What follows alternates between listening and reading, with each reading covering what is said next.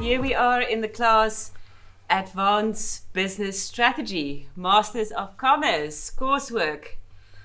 Last week, let's recap. We spoke about strategy and business strategy, and each one of you presented your business that you work in or your organization that you work in strategy. Some work in a mining organization, some work for the municipality, some work for themselves, some work at University of KwaZulu-Natal. And it was really interesting to see how different levels of strategy speak to each other. Now, today is a really cool day because we've got some visitors that's actually been applying strategy and advanced strategy to their own business. They're from the US, and there's a mengsel. There's a mix of business people, scientists, university professors, and today we're just going to chat about business strategy and what we learn in class and how we can actually apply it to make it happen and to make a business successful. So I would like to introduce Prof. Vamri. Welcome, and we would like to hear who you are and tell us where you're from and introduce your team of lecturers for the evening. Sure. So first of all, thank you very much for having us here. We're very excited, and this is a wonderful opportunity. My name is Kyle Farnbury, and I'm Dean of the Graduate School at Rutgers University, Newark, which is a university that's about 15 minutes from New York City in the US. And I'm here largely in relation to a project that I've been involved with for the past few years, where we've been focused on trying to build relationships between US and South African universities. The delegation that I have visiting with me today is a delegation of people who are involved in different areas of business, an area that we call university commercialization. There are some people who are involved in the investment and the venture funding arena. And we've been here to learn about some of the things that are happening here in South Africa in all of those areas. So we're excited to be here with you today and to participate in tonight's conversation. I'm wondering if I might have my colleagues introduce themselves and share a little bit about who they are. Wait a minute, Kyle. I've got a question. You just mentioned something really interesting. Okay. You mentioned the word university and commercialization in the same way. We've got some people working at university and also work here as research assistants. Can you guys just lift your hands? Okay. He just said that a university is actually a business and it can be commercialized. Did I get that correct? Not quite. What I said was university commercialization. Mm-hmm. And so what do you mean what that means is basically universities have a lot of intellectual property that's developed. There are people doing lots of research on a number of different issues.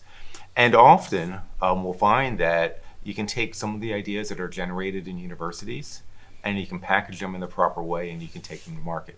So in the area of university commercialization, what you're doing is you're trying to find ways to take the research that's generated in universities and bring it out to market.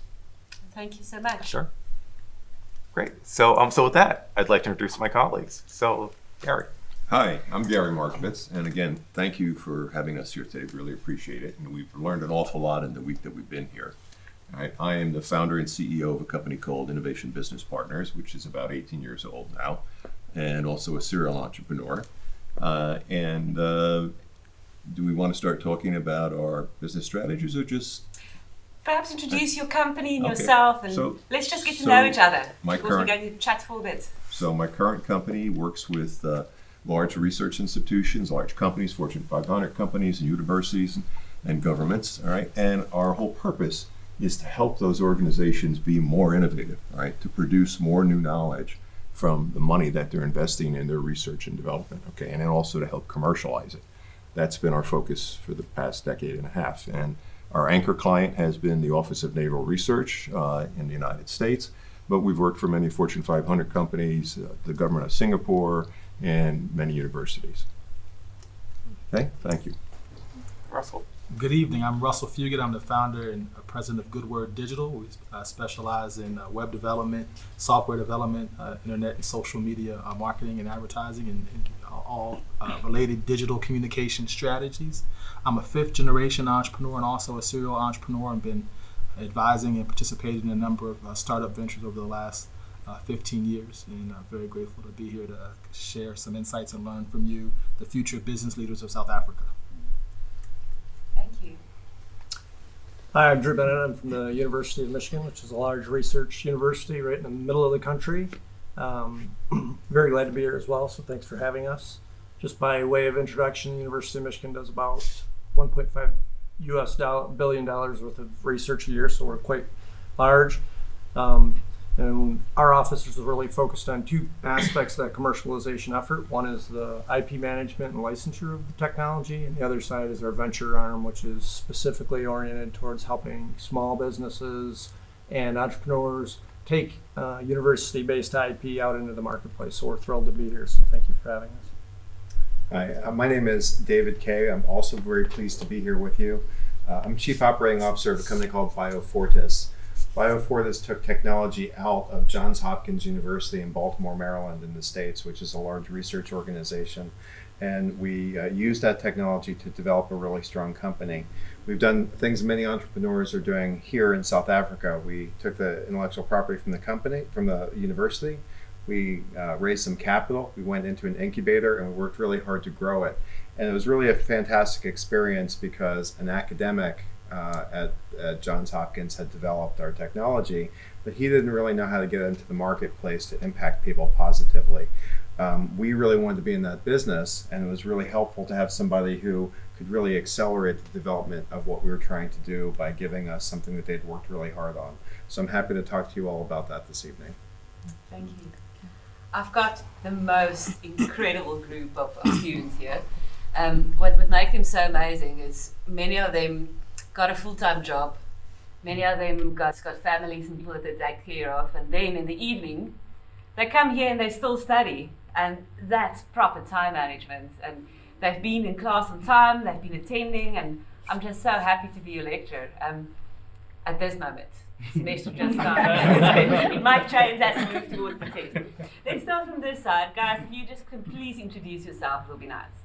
Okay, I'll give it to the delegation that's come on board and to my fellow colleagues and Dr. Thea. So we really appreciate that you all have given us or giving us the opportunity to allowing us to insight into your businesses and regarding strategy. A little bit about myself. I am a logistics consultant. I'm currently in the field in retail. At this point, I work for a logistics conglomerate called Super Group Logistics, but a subsidiary of that is Virtual Supply Chain Solutions, and we provide consulting services to bring about efficiencies within the business, but we focus more on outbound distribution at this point. And looking forward to grasping a lot of knowledge from you. Thanks. Good evening. My name is Fiso Vezi. Thanks, Doc, for this opportunity. We really, really appreciate it.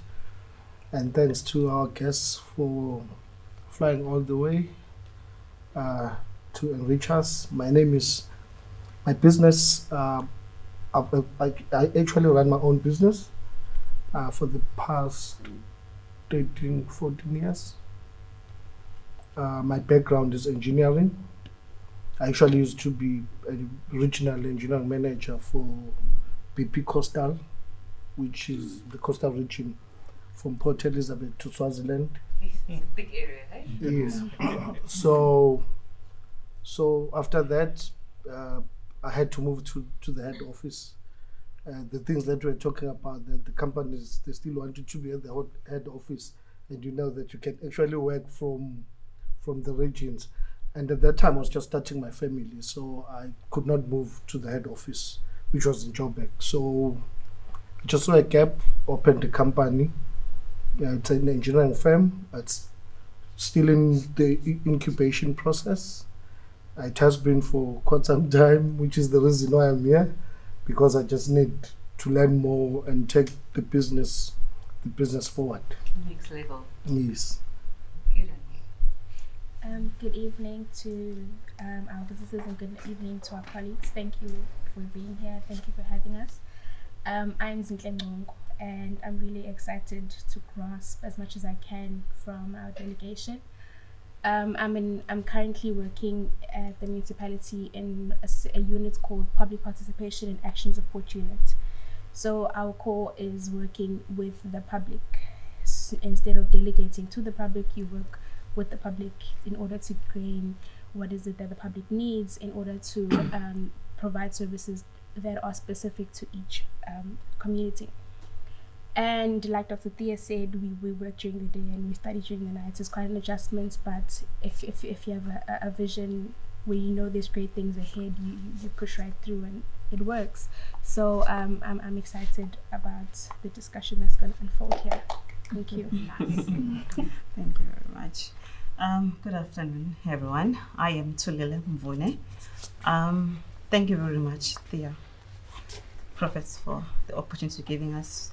And we thank you very much, visitors. We appreciate you for having us here. I'm working for eThekwini Municipality. I'm coming from the private sector though. I'm a qualified work study officer. When I moved to eThekwini Municipality, I worked there as a work study officer.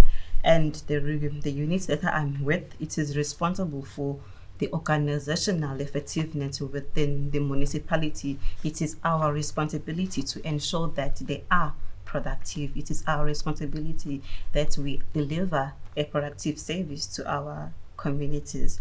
Hello, my name is Maria Lauda Goyai. I'm a lecturer, although not from the University of KwaZulu-Natal, but currently I'm pursuing my PhD here, and as a mean of surviving, I'm working as a research assistant under Dr. Tia. But much of my interest is I first of all appreciate the opportunity of being involved in this group and to get the opportunity of nitpicking your brains to look at how, especially in the area of how to commercialize university, products and make them, go into the market or get into the business. So that is an interesting aspect that I'm really looking forward to, nitpicking your brains and study from you since I'm in the academic industry. So now how do we transform the knowledge that we generate and make it and put it into practice? So yeah, I'm looking forward to that. Good evening. My name is Hlingiwe Zondo. Firstly, I would like to thank our visitors and our lecturer, Dr. Tia, for the opportunity to learn. I've already learned something from Prof about commercialization.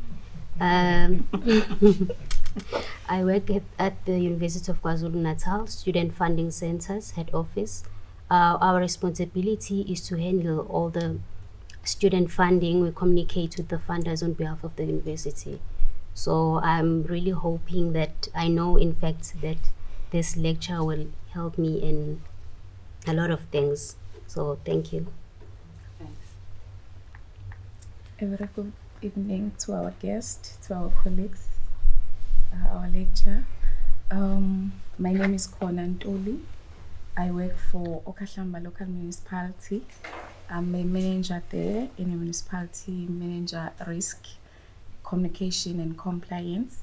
I'm very excited about the topic that we are going to discuss today, a strategy. I'm in a managerial level, so as the municipality, once in a year before we start our financial year, we go out, sit, have our strategic planning session. So I'm more interested on this because I know after this course, Doctor, I'll be a spring going big. So I'm so excited a lot. As a manager of risk, we do a lot of type of risk. We look at strategic risk, operational risk. So this discussion, I know, I am so excited that when I go out on that door, I will learn a lot from our guest. Thank you. Awesome. Good evening, ladies and gentlemen. My name is Talha Mohammadi. I'm currently a board member for the South African Institute of Mining and Metallurgy, a company in South Africa that's over 120 years old.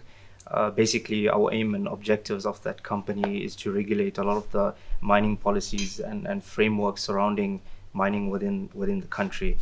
I was recruited at a young age due to the fact that I was the SRC president here at this campus during 2016 when I was Just all go as you do in class. during my undergrad studies, which was in environmental and engineering geology here. Well, boardwork, I always joke and say it's you get paid for the least amount of appearances or amount of work. However, It it's doesn't help like that for getting your masters though. You need to be in class. sure, no, of course. It is very important, as mining at one point was probably one of our biggest exports in this country, and at some point leading the world in terms of gold exports and gold productions thereof. Therefore, it's it is important, and it is a big strategy within Africa that we are focusing on, because the minerals, in the sense of coal and your platinum elements, have not really run out as yet. It's just probably mismanagement and a lot of misguidedness within the industry that's taking us off course. Other than that, I am an aspiring entrepreneur as well, looking at a lot of businesses within South Africa that essentially contribute to lifting the economy as a whole.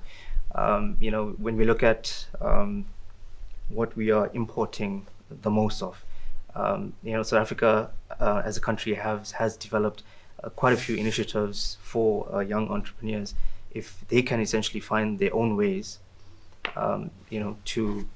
to build or create, whatever we are importing the most of here within South Africa. And funding is so-called available. However, when an opportunity comes, you either don't have funding, or when funding is there, there's a lack of opportunity. Therefore, I'm very passionate about looking into industries that will benefit the country and uplift the economy, mainly in aquaculture, solar energy. These are essential things that our country needs, to be able to depend on ourselves rather than overseas countries. And just in closing, just the other evening we were learning about globalization in theory, and now I think it's been put into practice. And I really thank you for being here tonight. Thank you. Thanks, man. So linking up to what you said, so what we learn in class, it's really good to hear what you learn in class, because it means we're doing something okay there. I want to link that to, and you mentioned globalization, to the topic of systems and how we divide the world around us into different type of systems. So on the global level, we will have the Mundo system, and we will have strategies, for example, SADC and the United Nations and the European Union, and they will form big strategies that impact huge regions and the world as a whole. And then it's filtered through to the macro system, and that will be a country's governance, a country's reign, and they will formulate a strategy that ideally should filter through to the meso system and the micro system, which is us. So the Mundo system strategy forms the macro system strategy. That then guides different meso system strategies, which are universities, regional municipalities, organizations, corporates, and so on. And then us, who forms the microsystem, our strategies and ourselves, the way how we orientate our business, should ideally plug into the levels of strategy, the meso level strategy, the macro level strategy, and the Mundo level strategy. So I would like to ask some questions just relating to the strategies that you formulated and that work for you. And since we've got some friends here that's working at education institutes, and I do actually see a university or education institute as a commercialization entity. I see it very much as something that can be commercialized, that a university is definitely a business. We've got a variety of products that we sell. Some of the ladies on this side last week looked at our institute and the different strategies that we've got, our strategic plan, the 4 main strategies of our institute, the different KPIs, key risk indicators associated with that, research focus areas, our institutional values, etc. If you can tell us a bit more about where you come from on your institute, its strategies, how it's formulated, how does all the different strategies fit into each other? Sure, I think that there are a few levels at which one can think about strategies in a university. First, you have to look at your particular role at a university. So, in my case, as I mentioned, I serve as a dean of a graduate school. And one of the questions when one is a dean that you often have to wrestle with is around number of students in your particular school. And in the US, as is the case in South Africa, we are in the middle of a very rapidly changing set of discussions around how much the government provides to universities in terms of support. At my university, a number of years ago, I think when I started, the state of New Jersey, which is where we're located, provided roughly 40% of my budget, of the budget to the university. We're now at about 18 or 19%. So from a strategic level, what that means is that various units of the university have got to think about how do they make up the difference in those percentages. One of the ways that you do so is that you bring in more students who can pay whatever fees, and that helps you with some of those challenges. In South Africa, there's a lot of discussion right now around something called third stream income. And by third stream income, we're talking about other forms of income aside from fees, aside from like fees will be tuition, aside from government support. So what are the additional streams of revenue to basically keep the lights on and keep the studio open and to continue to pay your faculty and your staff and to keep the heat or the air conditioning on in the buildings where you're taking your classes. And all of those questions are resource questions. So as you're looking at the management questions of a university, you're thinking about how do you get the resources in to keep the operation going. So as a dean, I'm constantly thinking about resources and how do I identify and generate and bring in more resources so that we can continue to do the job that we do, which is that of educating students. So there are a lot of questions that we often have to ask when we are in administrative roles of universities. And I think that's the question of strategy is often something that we're involved with. Sometimes we think about it as strategy per se. Sometimes we think about it in terms of how do we make sure that we've got more students in the classes that we're looking to have them attend. I think this fits very much with what we discussed last week on what are resources. It's not always money. It's sometimes the other things that's not money that makes your business float.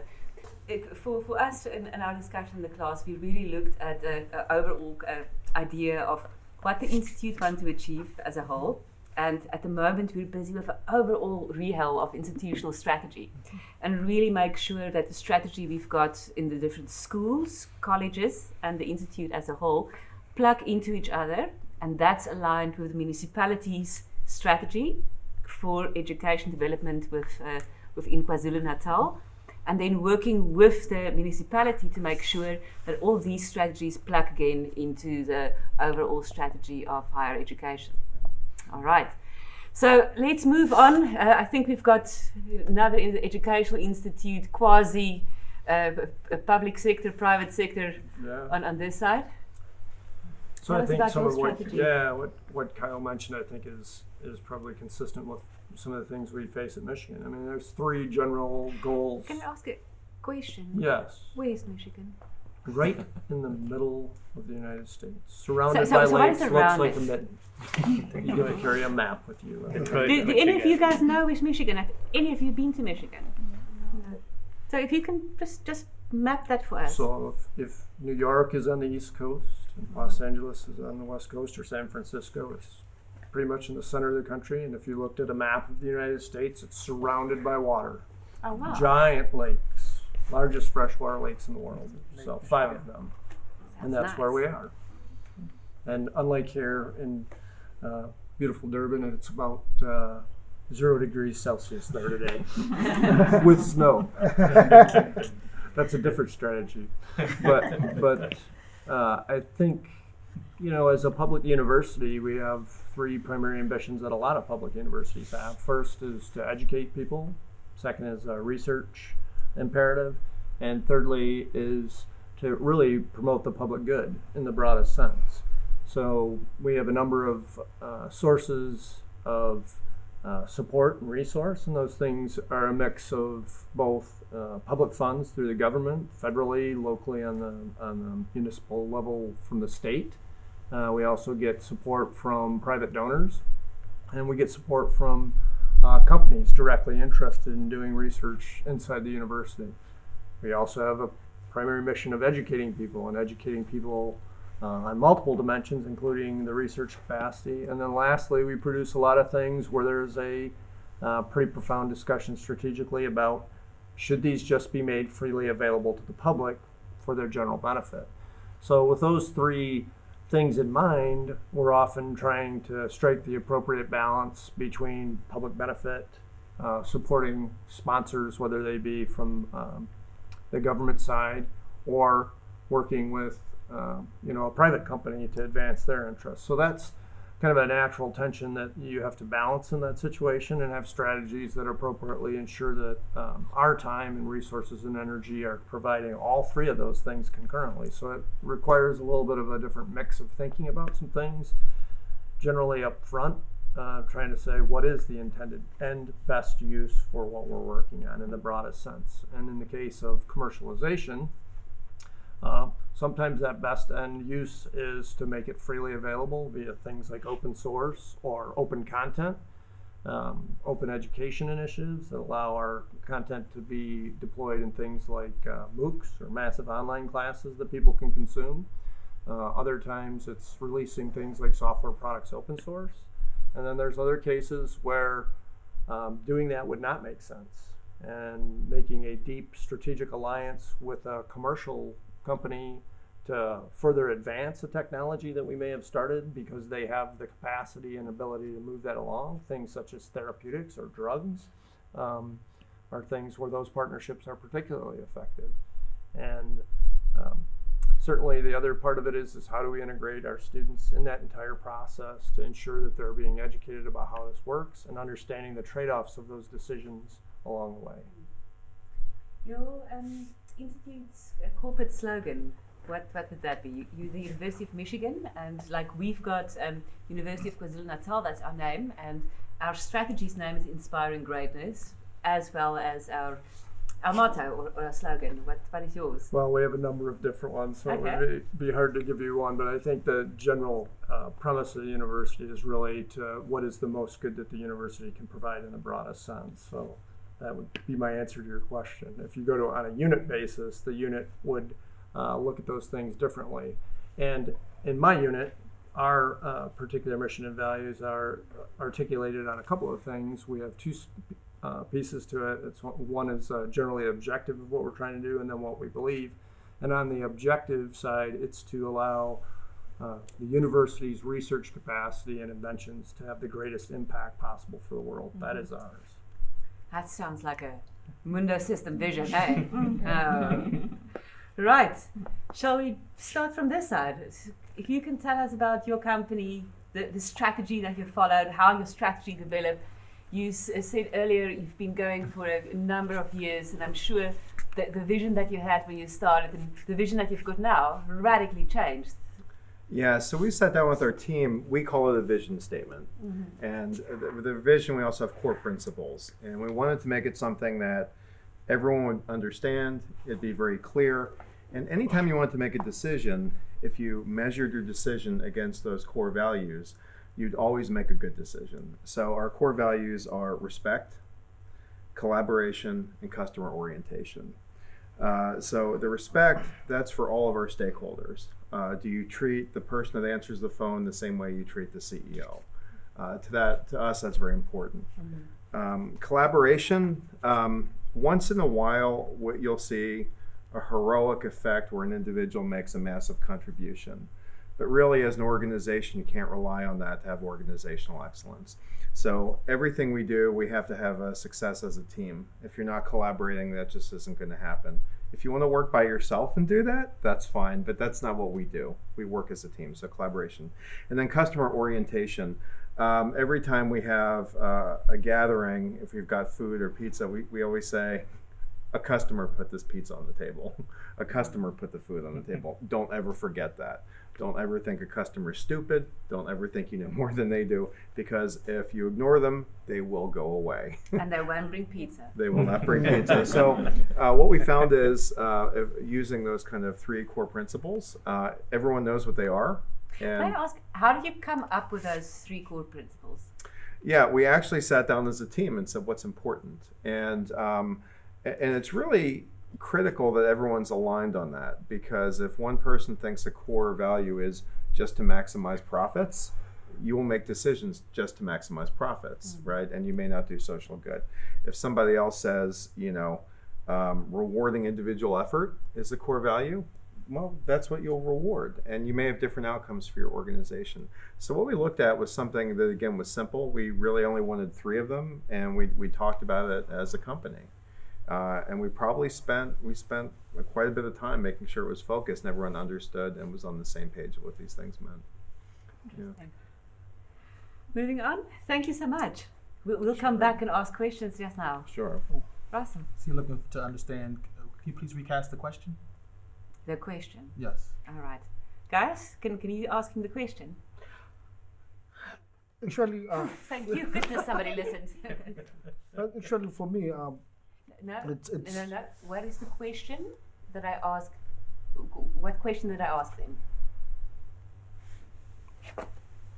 I think it was one about what they stand for, the strategies. Can you repeat the question?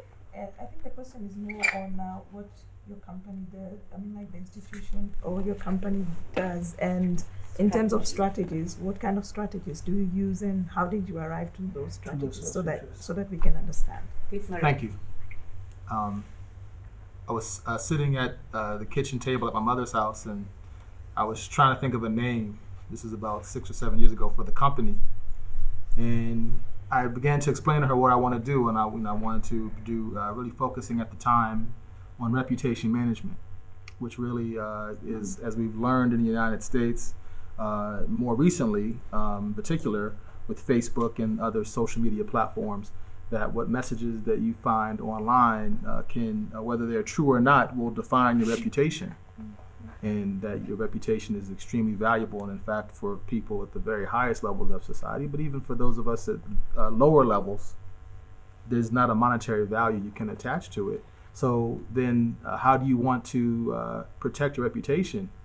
And one of the slogans we use is, we want to help you tell your story before someone else tells it for you. I like that. So I kind of said this to my mother. She said, oh, you want to help get out the good word. And therefore the name of the company was born, Good Word Digital. We want to help get out the good word. So that's, Every business got a story. everybody has a story.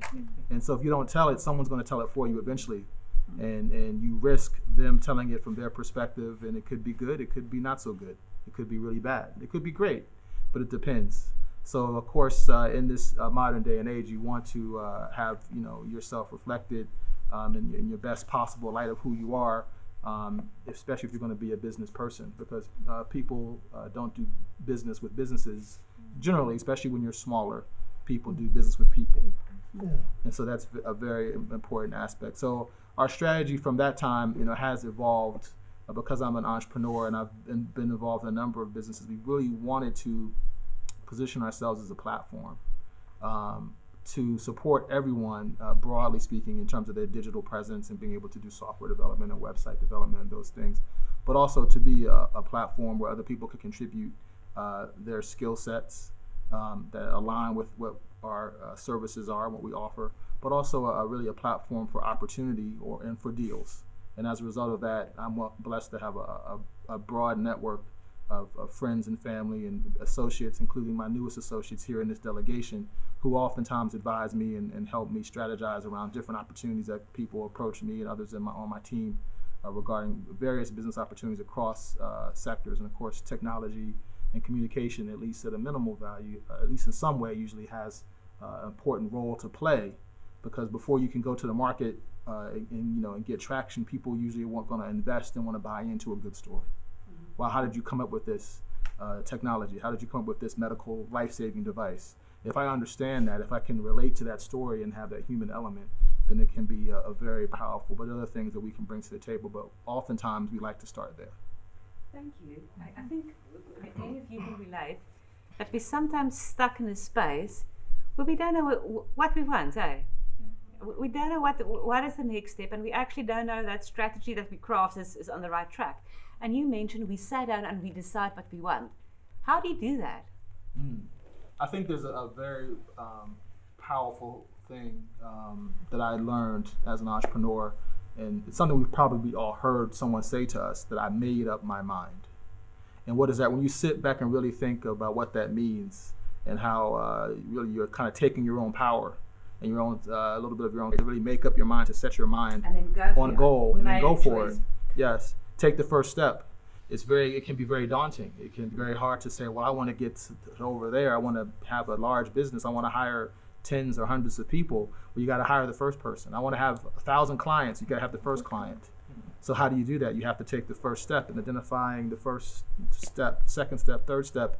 Maybe a few things, but find your place where you can start. And I was talking to another student today who said, how do I have students who want to start a business. I have friends who want to start a business. They will just find a need you see around you and find your first customer. Then you have a business, and then go from there. And so it can be very easy for us to make it more complicated than it has to be where we are in this moment today. But if we start with what we can do today and what we can achieve today, then the next step will come to us. It will become obvious. It will become clearer. It's harder to see in the distance, but so far, right? But when you keep moving, eventually you'll get closer to the horizon you're trying to arrive at, correct? So if I understand you correctly, in your head, you had a basic strategy, a basic plan, and you just said, I made up my mind, let's go for it. And you had this plan. One piece of paper, if you can. At least to That's start. it. But you had that vision. Yes. About having a vision, having an idea. And let me tell you, it's changed many times. I've gone here, then gone here, then gone back here, and that's the journey. But each step I've learned, right? Each step I've learned. So it's been a wonderful journey, and it's really about taking that journey, and that starts with the first step. Fantastic. Can I add a piece to that? No. No? Okay, since you asked. So I think that learning piece is really critical. And Absolutely. Internally, through my university, I'm trying new things out. And also outside of my university, there are often things that I'm trying out that have their own strategies. And sometimes things don't work. And there are several ways that you can look at the fact that things don't work, and that sometimes you'll put a lot at risk.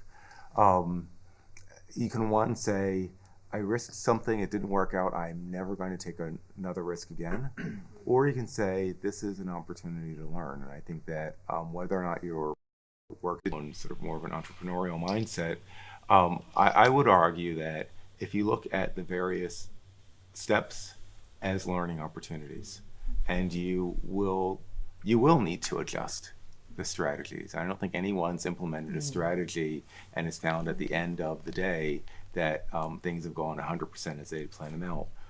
So you have to take the risks. You have to look at them all as learning opportunities, and keep going towards what that ultimate goal is for the organization, or for yourself, even as you're thinking about some of the strategy that you're implementing. Thank you. Please. I think I mentioned to you before that I'm a serial entrepreneur, and those of you who are thinking of being entrepreneurs probably should have a psychotic examination. Right? Now, of my 5, 3 were miserable failures, absolutely miserable failures. Right? The 4th one was a success, and I sold it. And the 5th one is what I've got going now, and it's lasted 18 years, so we beat all the odds of what's happening. If there's one lesson I learned in all that time, is figure out what your passion center is all about. What it is that you got to do that's going to make it worth you having been here on the earth, all right? And then figure out how to take and create a profit center which matches that passion center. And if you can put those two together, you'll move the world.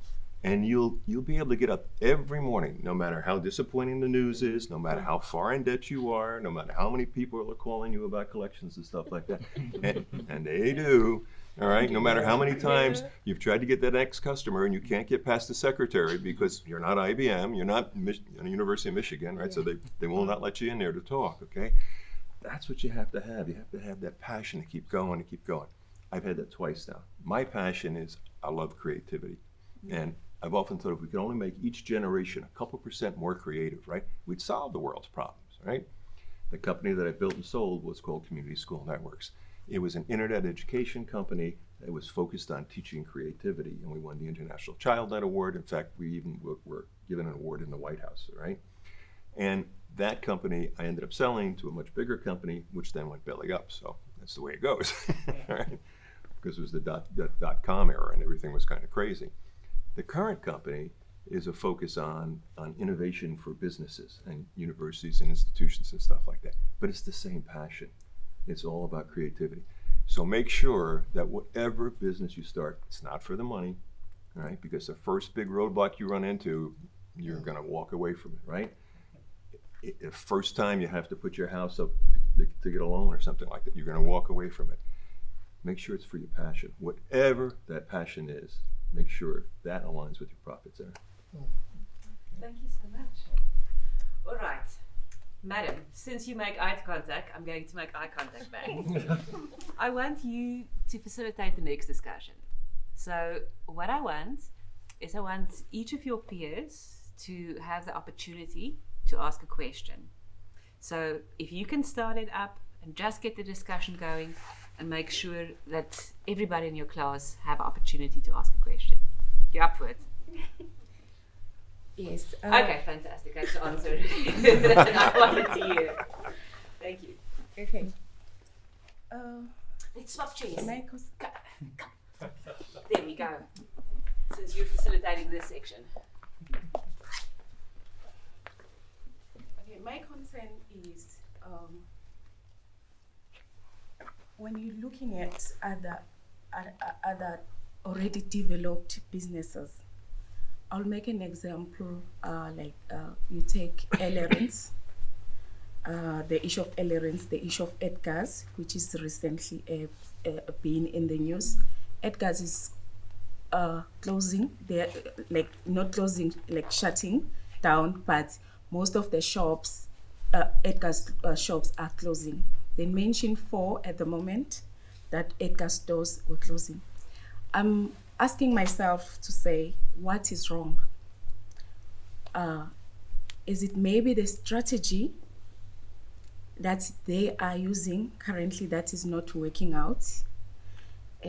Prof talked about their core values. He talked about they motivate each other to say, we here because of the customers. They putting pizza on our tables.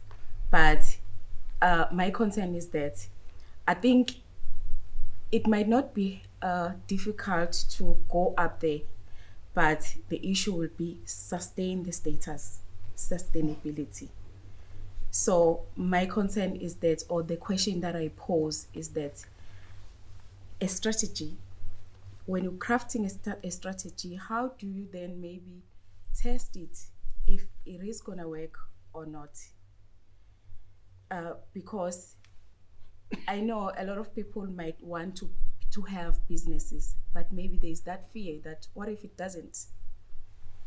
How do you then sustain the status of the business through your strategy? Oh, you're asking me to. Yes. Just ask it to somebody. So point at somebody and then they can answer it. I would like to pose it to my How do you sustain your strategy? I think the first thing you have to really think about and remember is even at this level of where you are today is that they say success in if I understand your question correctly, success in money doesn't define your character; it reveals it. So I think you have to begin with a core set of principles and in your strategy from day one, and then set benchmarks and periods of time where you decide to evaluate that as you grow, or if you become stagnant. And it's an ongoing process. You have to learn to constantly reevaluate, so that when you start small with your 5 customers, what can you do to improve with those 5, and then how are you going to be able to service the next 5, and then really having sense of patience as well is also very important, so that if I want to service, I service 5 very well, then if I'm going to service 10, I want to serve the next 5 and all 10 as well. And some people say they want to go from 10 to 100. Well, maybe in your business you can, but can you do it as well and then in as quickly as you like and still not lose the quality? So I just think it has to be an ongoing iterative process, and also sticking to your core values that you started out with, and allowing your success and your constant desire to improve and to learn, and always be in the environment, in the mindset of learning, to be able to constantly evaluate. So it's not like you're going to have a plan and then run it for 5 years and then come back. It's an ongoing process to really improve your strategy, and as you do that, you'll grow and you'll learn, and next thing you know, you'll have 500 clients, right? And I think that's really the approach to this. It's really an ongoing process to be able to address your strategy so that you can survive and sustain your growth and be successful. Okay.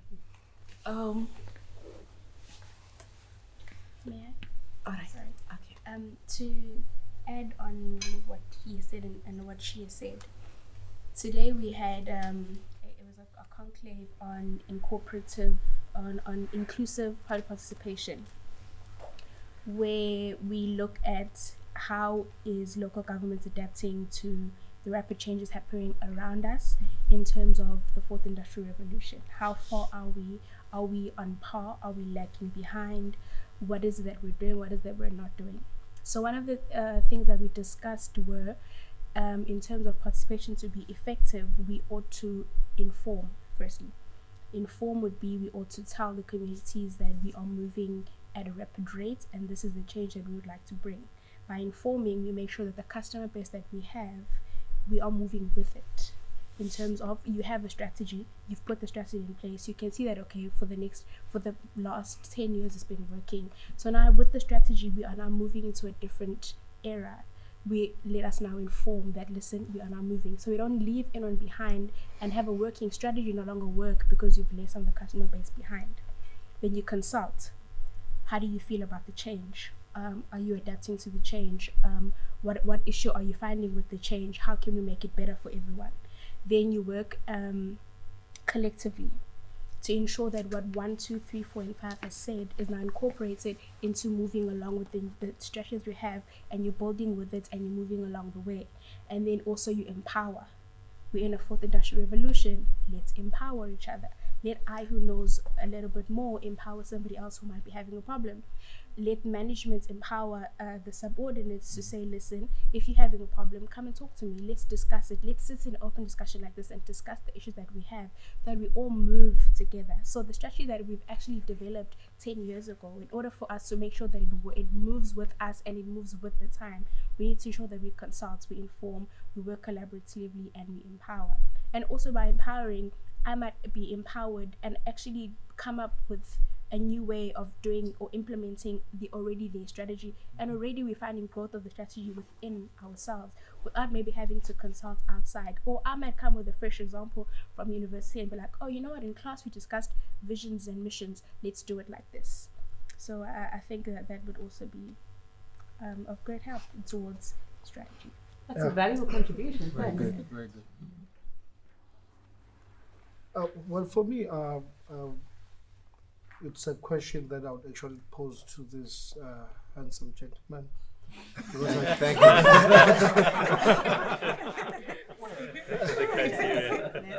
because I sort of resonate with, or their story resonate with me. Yeah. So for me, what you just said is actually very, very good. But for companies like mine, where I started from nothing, because the only reason why I decided to start the company, actually at the beginning, it was not passion. So at the beginning, I was very happy being an engineer at BP. I just did not want to move. So I resigned and stayed at home, and all of a sudden BP did not have a competent person to look after their assets. And all of a sudden we started negotiating. Within 3 months, I had signed a contract with BP. So, but doing that, I started doing other things. And I then developed love for business, which is actually, I don't even need to be here because in terms of, I don't aspire to grow at work. No one is going to give me promotion. But the only reason why I'm here is that I've started, I'm still doing what I used to do. I had a business strategy that I would look at, and it just doesn't go there, especially when you are small, when you have to look at the operations, or to look at the strategy, marketing and everything, where you actually do everything. Where you can't employ, I'm employing engineers. I can't employ engineers. The only engineers that work for me are students that have just graduated, and they work for me for 2 years. Because I can't pay, they leave me. And again, but the most challenging thing for me is the politics that we actually operating under, which is maybe different from what you operating under in the US. We're finding ourselves in this position where our ethics as government is under scrutiny, and we are not actually doing right. I remember when I started 14, 13 years ago, I would actually just look at the paper, I see a bid, I bid, and most of that work I would get because I was qualified and in the right place. And now that is not happening. So my being here is to actually get arms and ammunition to actually change course and say, maybe I'm in the wrong place. Let me do something else, which I'm actually, in these 2 years, I'm looking at that. What could I do? I do have some business ideas. But then my question is, under such volatile political situations, how do you adjust? Because those are actual external elements. It's things that you cannot control. However, you put your strategy together, but those things are things that we are not immune to, and they are actually most of the time bigger than us. That is my question. How do you survive political elements from outside? It's something you can't control. It's very difficult. But the thing I'd have to ask is there anybody that's able to succeed with those same risks? Yes, then you can do it. That's number one. Number two, I would look at those people. We have a saying at work. It's, what does good look like? If I ask somebody to do something, or one of their managers gives them a task, it's not enough just to ask them to do something. Show them what good looks like. Show them what a good piece of work product looks like. There's probably somebody, maybe in your industry, maybe a different industry, that has cracked the code on this already. Somebody that has been successful despite all the political risks, despite all the challenges. Look at those people. They could be your mentors, even if you don't have a personal relationship with them. You can observe what they do. A lot of this, here's what I tell people. A lot of things in life, there's something of a formula to them, right? So if you want to get better at running, what should you do every day? Train. You run every day, you will get better at running, right? If you look at different elements of people that are successful in challenging socioeconomic environments, if you do what they do, you probably get similar results. So role modeling, I think, is often helpful. I've done that with many people. The other thing is, it's often amazing. I think if you reach out to somebody, there are times you'll call somebody and you'll say, can you tell me what you did? And they'll ignore you. Can you mentor me? They'll ignore you. But you'd be amazed at how often people have been successful. If you reach out to them and ask them for help, they'll give you time, they'll give you their advice. And they'll want you to be successful as well. So those are some thoughts.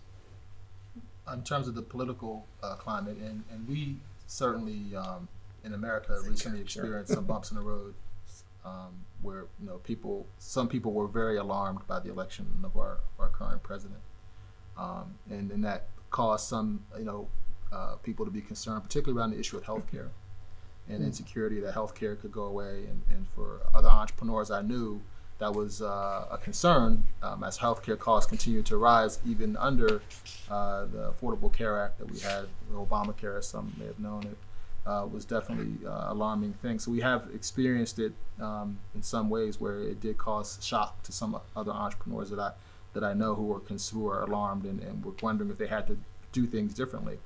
What I would say to you is I think there's something to be said for timing and patience, and I think if you're working with BP, I think you're probably in a unique position to have a unique perspective, into the sense that you're never going to be able to totally predict political outcomes, but I know there's an election coming here very soon, and once that happens, I'm sure you'll have a sense, and people say in your gut or in your heart or in your mind about what's going to happen in the next year or 2 or 3 or 5 or 10. And then maybe there'll be a little more certainty and more clarity about how to position yourself. And I think David's advice was wonderful. I also would say, I wonder, to the extent that you have some of that awareness, how could you use that as you relate to BP as a multinational company to perhaps strengthen your position to ask for more money so that you can retain some more of your engineers so they don't leave you after 2 years. Maybe there's a different element you can add. Step out of where you are, because it's very easy as an entrepreneur to get very focused on your own challenges and your own sorrows, right? But if you can take yourself and put yourself in someone else's shoes, maybe there's another value add that you could bring, perhaps because of the political environment, but perhaps because of something else that you could bring to BP or to another organization or another potential client that could be unique, that could allow you to grow and expand, and so don't overlook or underestimate your own knowledge and your own perspective. So I think it's certainly about building relationships and being able to see things from different angles, and part of that is identifying mentors. It's also about identifying peers, and it's also about mentoring other young people yourself, because they're going to even have a different perspective, and this is really about just having that awareness about the overall environment, which of course includes politics, it includes the economy, the value of the rand, everything, to be able to know when to make those decisions. And there's always going to be risk and uncertainty, but at some point you're going to want to make a key decision. So it's just a matter of following, talking, listening, more listening than talking, I'd say. And then when the time comes, is knowing that, okay, I'm going to make this change, I'm going to go this direction. That's the best I think you can often do in many situations. I was visiting South Africa about 2 weeks after our last election in the U.S. Not our last one was not too long ago, our 2016 election. And Russell mentioned that a lot of people were caught off guard. I was caught off guard, and I found myself at that time at a point where I was a little depressed because the election in 2016 didn't go the way that I had wanted it to go. And there were lots of questions around the work that I was doing and the work that I wanted to do and the impact. And I talked with a friend of mine here in South Africa, and he said, the thing that you'll do as we've done. You'll adapt. And I remember that was a relatively turbulent time also in terms of some of the politics here.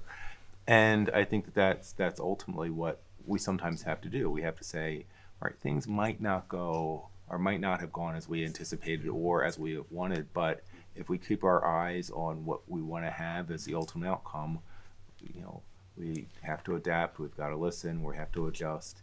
And I'll tell you, some of the things that I thought weren't going to happen, or things that I was really worried about, either I've adapted and we've changed strategy, and they're coming together.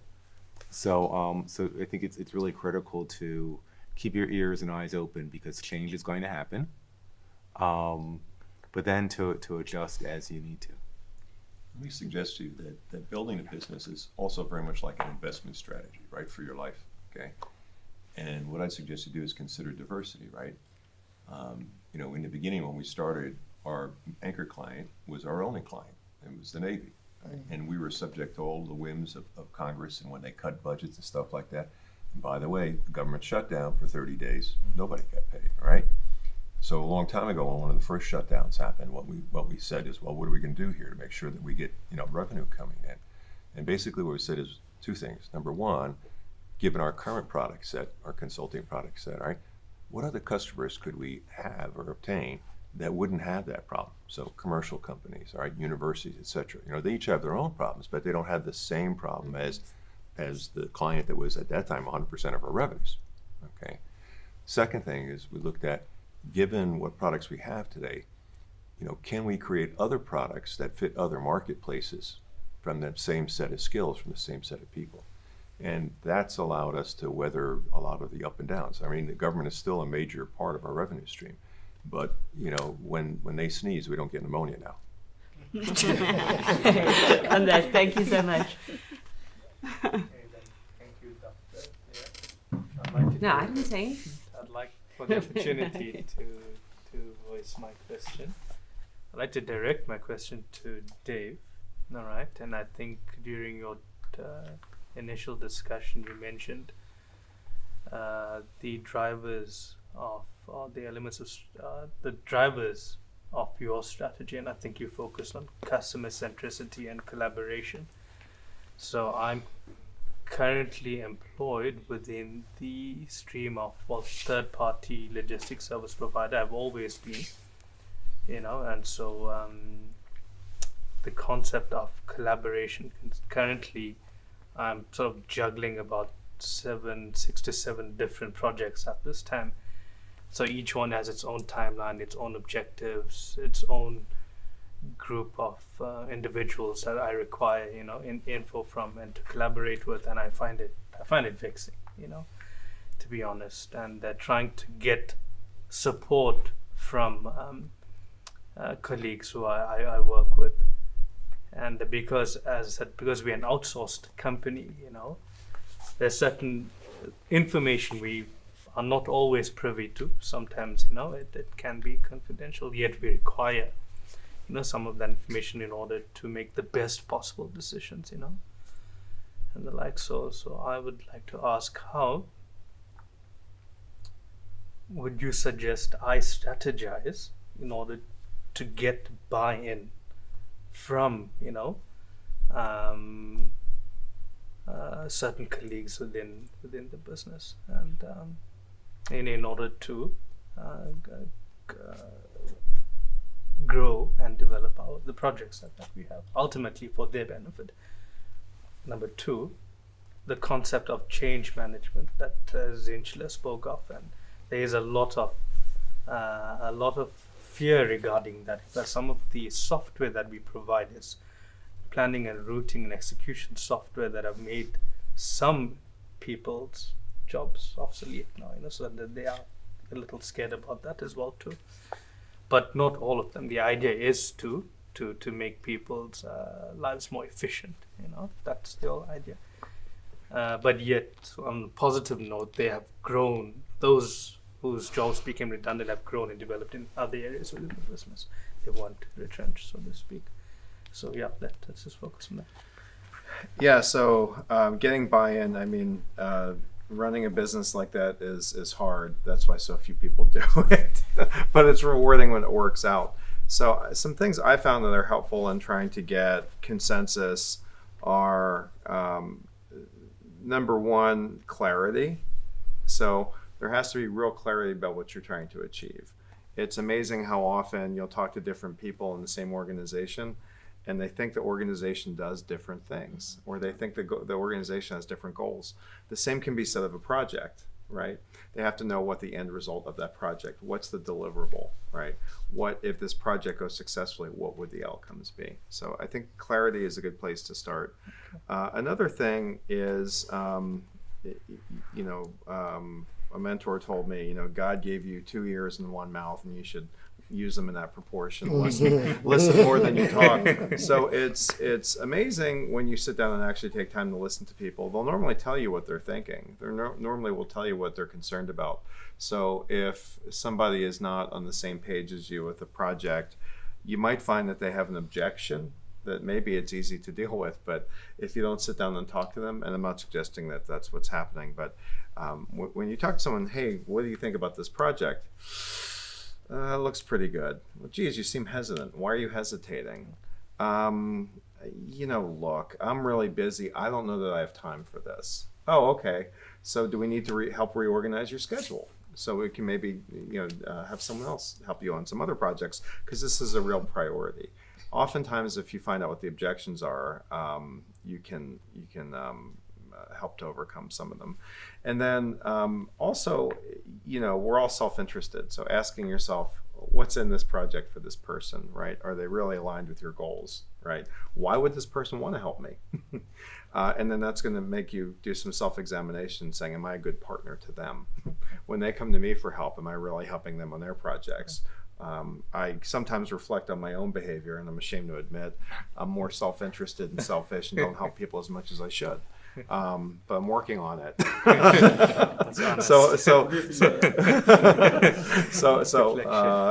I'll often go up to someone and say, hey, something, I think I was kind of a jerk. I'm sorry about that. And normally that actually gets a good response because you're being candid.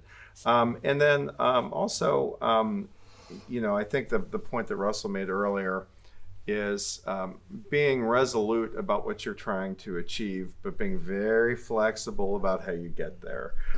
So you actually, this happens to me all the time because I think I'm the smartest person on the planet, and I'm constantly reminded I'm wrong.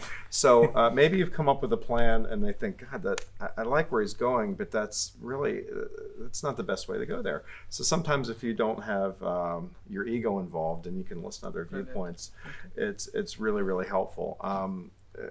Your main goal is to get the project done, right? So if you're flying somewhere, I heard the statistic that 97% of the time the plane is actually off course when you're flying somewhere, because the pilot is constantly making, the plane gets blown off, he makes these little adjustments, and amazingly you get where you're supposed to go most of the time. So it's the same thing with a project. I think that's helpful. And the last thing I would say is I have a 14-year-old son, and he will normally do whatever I ask him to do, but he wants to know why I'm asking. So the same thing you have to talk with your stakeholders is to say, why are we doing this project at all? Is this a good use of resources? And if you believe it is, and you can make that case, I think you're probably going to have some more success in getting them on your team. Thank you so much. Thanks, Mo.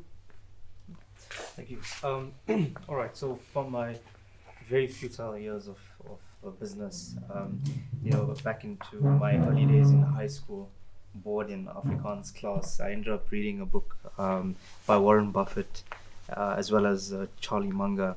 And from then, we were always, that notion of making sure that you understand, in line with passion, what you're getting into or what you want to get into. That understanding of the business itself was the first fundamental step in getting you to success. And then just a year later, I had read, not a year later, a few months prior to this, Ray Dalio, Bridgewater Associates, biggest hedge fund in America, he finally had started writing a biography about his ways, his tenets of business management and strategy as such.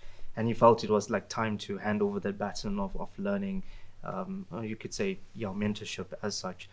And the question I want to pose is, he had mentioned three very important things in terms of business and strategy that, vitally needs control and management, which was finance, operations management, and governance.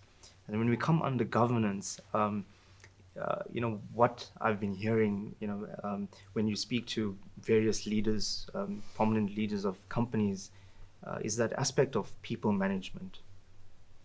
And I want to find out, ideally, how important is people management, because it seems to be almost one of the biggest driving factors in business growth, business understanding, and how do you factor that into your strategy? All right, I think we can lead with that question. Then I'll go on to my second. First, direct to yourself, if you may. The issue of governance. Yeah, people management. Yeah. People management. Yeah. I'll go back to something that Dave said. I had the good fortune of working for IBM for 17 years. Right? And IBM, the book is called A Company and Its Beliefs. And like Dave, as he did for his company, we had three basic beliefs. First and foremost was respect for the individual. Right? Second was the best service in the world. And third was the pursuit of excellence. Okay. And I think it's really, really important, like you said, Dave, that it's a minimal number, right? Because you want people to have this, printed in their brain, all right? And then I think what you need to do is you need to take those principles, and let's take respect for the individual, right? And you need to embody them in corporate policy. So for instance, one of the ways that IBM embodied respect for the individual in corporate policy was something we called the open door policy. Now, the open door policy was such that if you had a disagreement, right, with your manager, you could go to your manager's manager, right? And if you had a disagreement and you didn't get resolved to your satisfaction there, you could go to your manager's manager, right? In fact, you could walk all the way into Watson's office, and Watson actually listened to a lot of people. Okay? That was one of the ways. The second way that they did it was basically, we said, look, IBM was an enormous company at that time, right? 360,000 people. And we were taught as managers that if this person isn't working out, it's your responsibility to find a position in the corporation where he or she can be productive, all right? Even if you have to retrain them or something like that.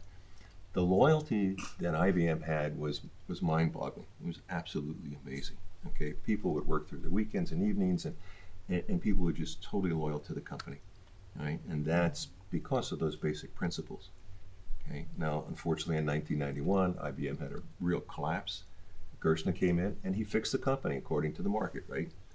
But as I went back and saw a lot of my IBM friends, it's not the same.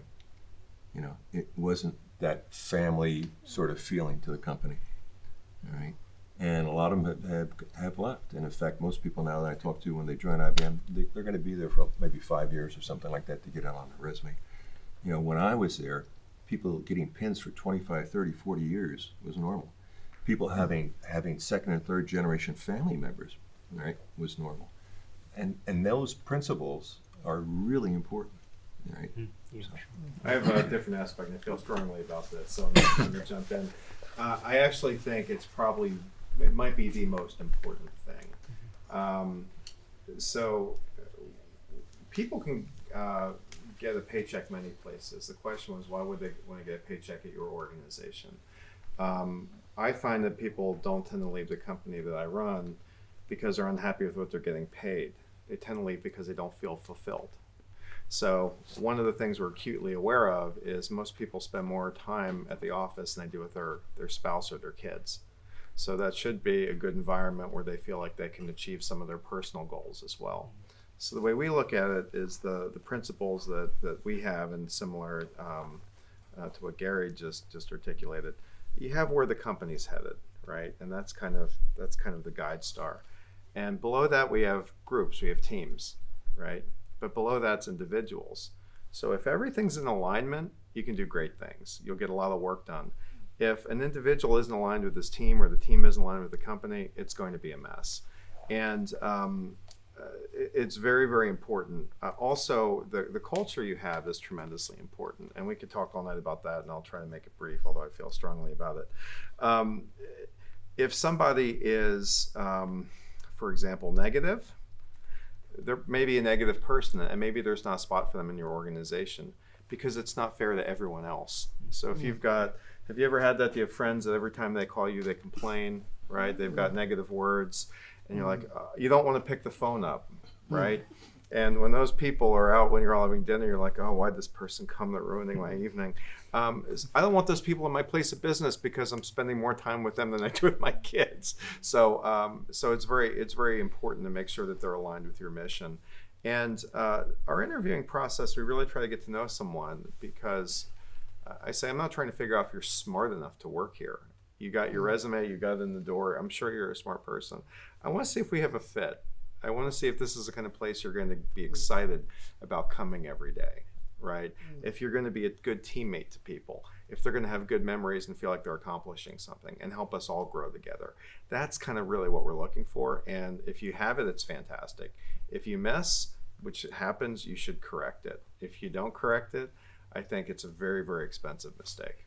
Right, and I just want to get perspective from yourself as the dean, due to the fact that our previous vice chancellor here, Dr. Albert van Jaarsveld, I remember being in a meeting with him, and I'd spoken to him briefly, and I asked him, listen, you had gotten your PhD in zoology, but now you're effectively, the vice chancellor or CEO of an organization, of a university, and running it, like where did you acquire those skills from? And he told me at one point before he came to UKZN, he was at Stellenbosch, and he was the dean of his faculty zoology, and that was a stepping stone, or his first stepping stone into management, and and then effectively parachuting to the CEO of NRF and then to UKZN. So in your role as dean, on this topic of governance and people management in specific, with regards to strategy, and do you find it parallel to business and industry in light of your academic institution, or is it very much different? I think that there's some similarities, but I think there's some significant differences. So in the US, we have a system in our universities that's known as the tenure system, and tenure is on the one hand, it's a very powerful thing. Basically, what tenure means is that if you achieve a certain rank as a professor at a university, it's very hard for that university to terminate its relationship with you. So a lot of people will see tenure as a job for life. In my role as a dean, I'm dealing with student issues. I'm dealing with faculty or staff issues. I'm dealing with a number of other administrative issues. But if you can imagine yourself in a situation where a number of the people that you're managing really can't be fired. So you have to learn to manage in a very different type of environment than if you really had a hiring and a firing set of opportunities and roles. So I found that I've had to learn how to manage and how to coax in what can be a very, very challenging environment. What I often do is I try to bring things back to who the most important stakeholders are. I mean, Dave talked a little bit earlier about the customers and reminding everyone that every slice of pizza that they're eating, the customers purchase that pizza. In my case, the students are the end users. And if we're not providing a quality education to our students, that could have a life impact. I mean, it's gonna have an impact on how successful the people who are in our classrooms are going to ultimately be. So I find myself sort of coming back to that as a management reminder that I apply to my staff, to my administrative team. Sure. Thank you so much. Do I have time for one more? Lady, I just want to get to the two ladies on this side, and maybe let's ask the following question and open it up. 5 tips, quick tips, like snappy tips on improving organizational culture. 1, 2, 3, 4, 5. Start with the why. Why are you here? Right? I mean, if the leader. So Simon Sinek has this theory. He calls it the golden circle. Basically, it's why, how, and what. Okay. Managers start with the what. What do we produce? Okay. Then they go down to the how, because the how differentiates their what from everybody else's. Leaders start with the why. Why do you come here today? Why are we coming in every day? Right. You've got to have some government organizations that have a big impact on the health and welfare of a lot of people. Right. If your leader starts with the why, he or she will inspire everybody else, and the how and the what will change over time, and that's okay. But it's, Maybe you could start with inspiring greatness. UK's in strategy. Yes. Sir, your quick one. Your quick The tip. first thing I said was the future business leaders of South Africa is because I meant that for all of you. And I think really just about investing in your people. And when your time comes, don't be discouraged.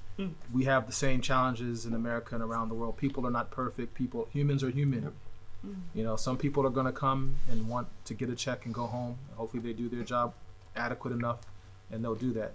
But find the people who want to learn. Find the people who come and ask questions. Find the people who are curious, who stay a little late, who come a little early, and invest in them, teach them, show them, bring them along. They will change the culture. They will enhance your organization. They will bring tremendous value. So that's what I think how you do it. And it may only be, if you have 100, it may only be 10%, it may only be 10. It may only be a handful, but those are the people you want to invest in and reward for their diligence and for following the processes and for helping you improve the processes. So really it is about, going back to a couple of earlier questions, it's about investing in people and investing in your best people and keeping them engaged and helping them to be partnered with you to grow the business and demonstrate and model the character you want in your organization. Perfect, thanks. Your tip. Yeah, I think it starts with you. That's the one person and element you can control. So that's the place I would invest most strongly in, is what is it that you can do today to reflect the type of environment that you want to have and work in and operate in. And that is not without extreme difficulty, especially in an organization that doesn't have the culture you want. But that is the one thing that you absolutely directly can influence and change. You'd be amazing. Momentum's an amazing thing, and it's highly contagious, and it can change very rapidly for good and for the other way. So I think that there's a old book called Servant Leadership by a gentleman named Andrew Greenleaf, and it's a phenomenal read, but ultimately it's about services starting with you to help bring other people along. And I think that's your attitude is contagious and important. And at the bare minimum, if you get nothing else out of it and no one else comes along for the ride, which I would tell you is very, very limited possibility, you're going to feel better about what you're doing. And but not without effort. But nothing worth having doesn't come without effort, right? Thanks, Mo. Variation on the same thing. I think that's fantastic advice. Starting with yourself is a great place, but also anecdotally, we have a secretary at my company who has the best personality. She's always there to serve others. She's always there to do her best job, even when things are horrible and she gets the worst tasks. So just challenge yourself to remind yourself that that's what's going on. Also, complimenting other people when they do things well, because those people that you work with may not feel appreciated. And has anyone here ever felt unappreciated at work? But when a little bit of appreciation goes a long way. The last thing is patience. Your organization didn't get there overnight. It's not all of a sudden going to shift around. So the persistent force of good things, good attitude, good leadership, good words, I think will work. They'll probably take time. Fantastic answer. Well done. Thank you. Well said. Last but not least. So I think investing in others and yourself, which everyone else shared, and to a degree you're doing that right now. I mean, you're in a graduate program, and you will end with an additional set of credentials. Keep doing that, because what you're going to do is you're going to learn how to work and think about organizations differently. But also, what that's going to do is that's going to put you in a position so that you can also shape your relationship to an organization which may or may not be working. In a best case scenario, we are working we're evolving, we are shaping organizations so that we're getting some satisfaction. But at some point, you might say the organization isn't going to change. So I've got to find those other opportunities, because life is too short to keep going to an organization that's not adapting and not changing as you would hope that it would. So I would say keep investing in yourself. I'm a big fan of finding opportunities to continue to learn, because that ultimately is going to give you the skills to shape an organization. But when you need to step out and do something else, that will give you the skills to do that too. Thank you so much. Thank you so much. All right. I think my question is in line with what you were just saying, but I wanted to direct it to you. I'm curious in terms of like, as you said, starting a business or anything, it has to go, you have to align it with your passion. Right. Then I'm just wondering, like, how do you then reach a point when you let go of that passion? Because I think when you're sharing your story, down the line, there was something that you started, it was flourishing, but then you had to let it go. So I just want to understand then, how do you make such decisions, which I think is also in line with what you were sharing. So the one you're talking about that I let go was the internet education company, right? And I did feel very, very passionate about that. And the reason I let it go, I didn't just like sort of give it away.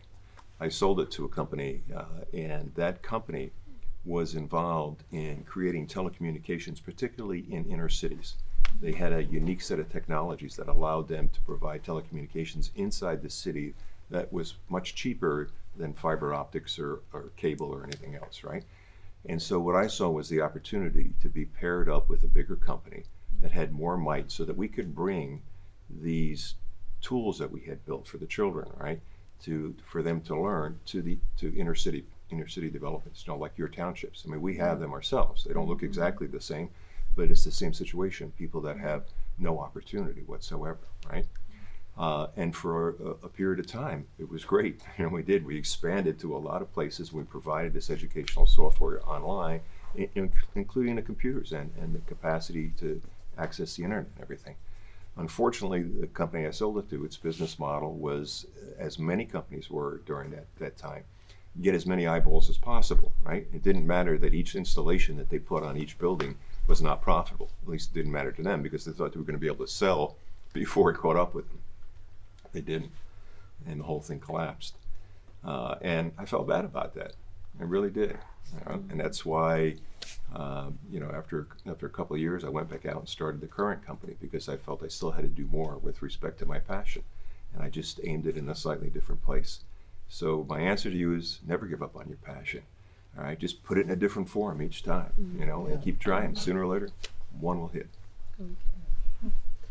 The reason why I asked you to go and sit there was I wanted you to facilitate the discussion, but we're having such a nice lechotla. I think it just went a form, it just took a life by itself. So let's quickly swap back because I see that clock is ticking on, and people might look for pizzas on tables. Oh, my goodness. I'm so sorry. Right, anybody got a burning question or anything else that you would like to say or ask? Hello. Oh, no, we've got a question. Just a quick one. Tiny one, hey? Yeah, We're like very tiny one. On a, just to the house. The effect of, as you mentioned, fourth industrial revolution when it comes to strategic development. What's your take in the US? So about 6 months ago, we had an event that your embassy co-hosted in Washington, D.C. And the person at the embassy who was organizing the event said, we want to have a focus on the fourth industrial revolution. They brought somebody over from South Africa to talk about the fourth industrial revolution. And when they told me that, I said, that sounds wonderful. And then I went home and I Googled the fourth industrial revolution because I think that it's a case of where I feel like we're learning a lot about this notion and this concept, and personally from the discussion that's taking place here in South Africa. It's a term that you're using a lot in your policy conversations. I think that there are a lot of challenges that we're going to have to think about when we look at issues of changing economics, when we look at the impact of robotics, when we think about job displacement. I think that there's a lot that I know from our end in the U.S. that we need to read about and we need to listen and learn because it's not as integrated into our conversations as I sense the notion of the fourth industrial revolution is here, but it's going to impact all of us. Yes. To reiterate on what Tuli said, in terms of the lack of passion being there, people management, as management, maybe we need to instill the passion. Maybe we are not, there's something that management might not be doing. For example, management might be sitting at the top and not engaging with the community. Therefore, we're not instilling the passion within the organization to make sure that let's get the work done, let's push the strategy, let's follow our goals and missions to reach the ultimate organizational goal. let's go back to the Batupelo principles, where Batupelo is people first. Let us treat our customers as stakeholders rather than just merely customers. Let's go back to the spirit of Ubuntu, organizational culture. Ubuntu is a culture embedded in a variety of us. So let us now live it. Let us do it physically instead of just ultimately speaking it. So Yes. that could also be Yes. Yes. Maybe just to add on the question as well. She talked about communication. The professor talked about thanking the staff. She also talked about the passion. With that together, I think passion can be there. We used to, in our organization, we used to, at the end of the year, when our accounting officer when our auditor general giving us a report, it used to be a good report, and then our accounting officer would say, we used to say thank you to our accounting officer to make us as the performing municipality. But he used to put it back to us and say, taking back to us and say, it's not me, it's you guys. All of this good work, it's you guys. For that, we get motivated. No one in an organization wants to pull back on our strategy, because obviously after those words, you won't be the one who's pulling down the strategy. So communication, compliments, does work as well. Anybody else? Short and brief. Just in closing, also open to the floor. Your viewpoints in terms of factors that you need to look at or that affect strategy, where you need to go back to the boardroom and think it over. Because what we find is that technology and the market seem to be two things that are always changing. As someone once said, you don't build your plane and then fly it. Plane in the relation of business, you keep it in the air and you keep changing, you keep adapting, and fly it that way. So other than technology, fourth industrial revolution, as well as market changes, whether you're looking at what competitors are doing, are there other factors that you find that have such a big impact on strategy, where you have to go back and relook it from where you once started? I think you have the two. I really do. Market and strategy. I think you nailed it on. Hit the nail on the head, so to speak. I think you have to have a learning mentality. I think you have to instill a learning mentality into your organization, into your team, where you're constantly evaluating the market, where you're constantly evaluating the economy, where you're constantly evaluating the political climate. There's all these factors, and again, it's I won't say it's a guessing game, but you can make very educated guesses. And it's really, as a head of any kind of organization or a team or a business unit, it's your responsibility to be aware of those factors and understand which factors impact your organization and to what extent. If you're in the medical field and all of a sudden a regulation or a law changes, or if you're in finance and the tax rate goes up, you have to know and understand that, and there should be a public process where you'll be able to anticipate that. Of course, certain political things can happen, or natural disasters can happen, or other events can occur that you can't account for. But even then, you can have a risk strategy and at least a risk plan, where you at least have an idea that if this type of thing happens, we know what to do. If someone critical in your organization has an emergency or dies or something, you know what to do. So there's certain things you can prepare for and think about, and it's very valuable to take time, especially as your organization matures, to have some kind of risk strategy and take time to have some plans and put them on paper, so that when these things happen, if something happens to you, the rest of your company knows what to do, just like you would do for your family if it's your business. So I think you're constantly evaluating and planning, and that's just, I think, part of being a leader or a CEO or a business owner. I think a key thing I would just add to that, and it's consistent with what Russell was saying, is feedback's a gift, and you have to ask for it and receive it that way. And I think if you start with that disposition, there certainly are these categories and things that you don't want to pay attention to, but having it as a regular practice that essentially says, how did we do? To your customer, whoever that is and listening, truly openly listening to what they're telling you. A lot of times that's might not be things you want to hear, but you should hear. And if you think about all the technological disruption and things that have really displaced industries and people. If you really look at those things traditionally, somebody was not listening. And we're not seeking feedback, because if they had in any reasonable way, they probably could have made an adjustment that would have changed an outcome for them. So I really think that that's something that you're going to find all kinds of things that are really important for you and your organization, and potentially help change the course of things for the better for both you and your customer. I think what we gather from this is that besides our strategy that we craft, because this class is about advanced business strategy, and ultimately at the end of a semester you need to know how to craft a strategy, and how's your strategic fit aligned with your city, with the region, and with national imperatives. So there's intangible things that might be difficult to put on paper in your strategy, and that's the human factor. And that's the most important thing of our strategy. As human beings, the microsystem drive the strategy, and our passions, our communications, our feelings. How do we strategize for that?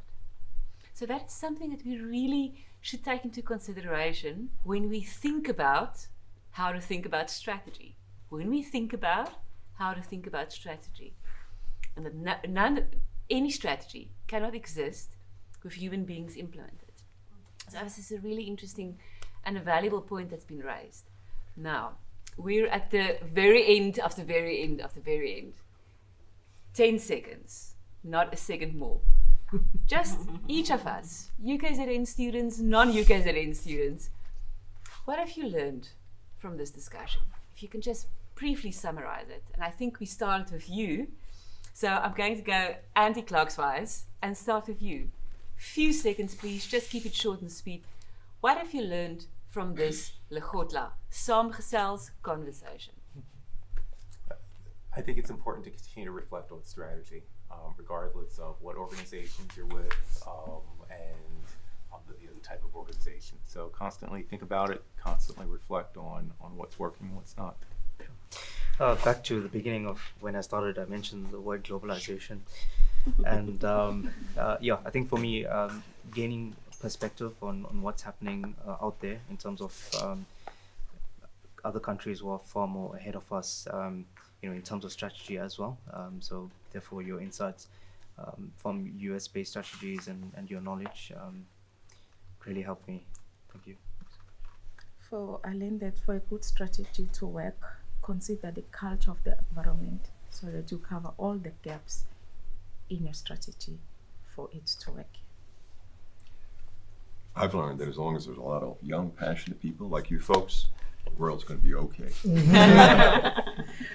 Okay, what I've learned from this conversation is the discussion. It's mostly on the aspect of leadership.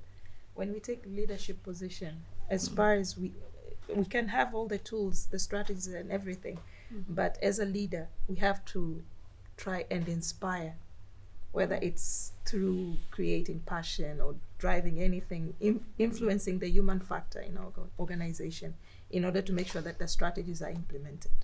Yeah. What I've learned is that we need to be leaders, not managers, so that we will be able to involve, engage stakeholders in our strategy.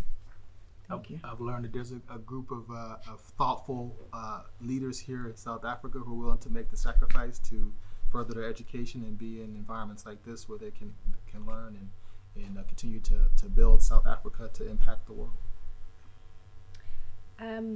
Learning is continuous.